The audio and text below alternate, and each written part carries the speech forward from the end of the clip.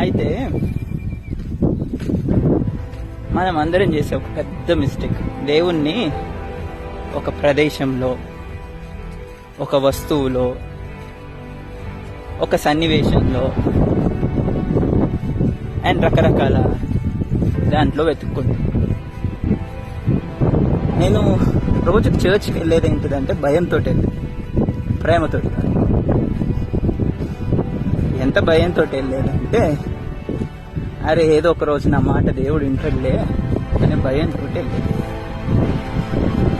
కానీ ఎప్పుడైతే దేవుణ్ణి నీ గుండెలో వెతుక్కుంటావో ఆ రోజు నువ్వు మంచి. ఇక మిగతాయి మేము చేసే అన్ని ఏంటిది అంటే, అది ఒక ఆశ,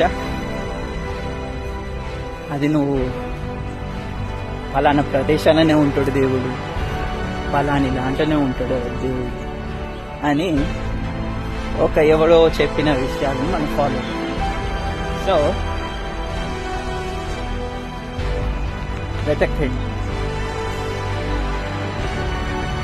లోపల చూసుకొని దేవుడు ఉన్నాడో లేకపోతే సబ్మిట్ చేయండి.